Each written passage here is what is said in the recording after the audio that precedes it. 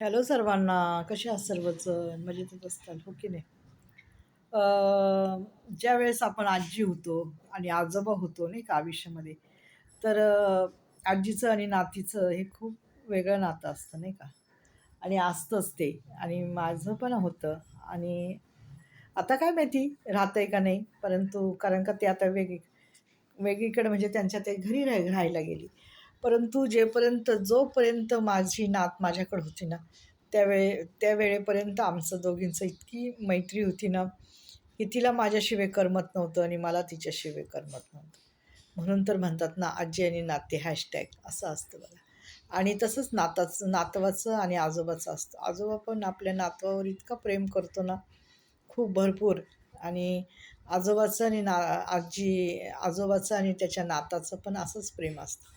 त्यामुळं म्हणतात ना, आजी असावी म्हणजे आम्हाला तर आजी नाही मिळाली बघायला. पण माझ्या नातीला तर मिळाली. तिचं भाग्य आहे, की तिला आजीचा सहवास लाभला. हो की नाही? आणि आजी असणं हे फार महत्त्वाचं असतं. आणि आजीच्या नात्यात आणि नातीच्या नात्यात कुणी ढवळाढवळ करू नये.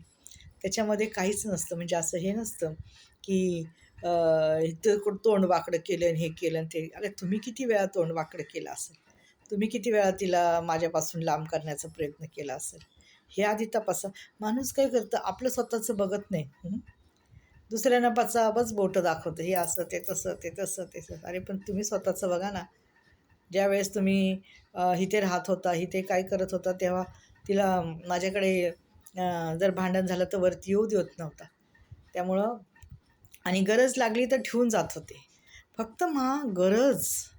बापरे! मला ह्या गरज शब्दाचा इतका राग येतो ना, की गरज होती, गरज आहे म्हणून मी गोड बोलणार, गरज आहे म्हणून मी हे करणार, असं नसतं. गरज हा शब्दच काढून टाका तुमच्या आयुष्यामधून, माहिती आहे का?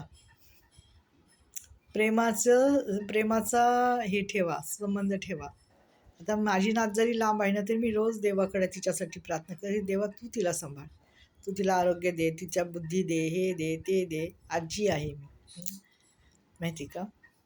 तर असू द्या, चालायचं. पण माझा आशीर्वाद तिला सदैव आहे. कुठेही गेली ना, देव तिला माझ्यातर्फे तिला आशीर्वादच राहणार आहे, माहिती का? की तिच्या आयुष्यामध्ये तिला सर्व गोष्टी चांगल्या होऊ दे तिच्या आयुष्यामध्ये, आणि तिला आशीर्वाद आहे आजीचा. पण येणारे मध्ये दुश्मन येणारे अहो काय असतं सांगू का? एखाद्याचं खपत नाही ना चांगलं. त्याच्यात वाईट करणारे बरेच असतात. मिठाचा खडा. माझ्या आयुष्यात तर खूप मोठा मिठाचा खडा आहे.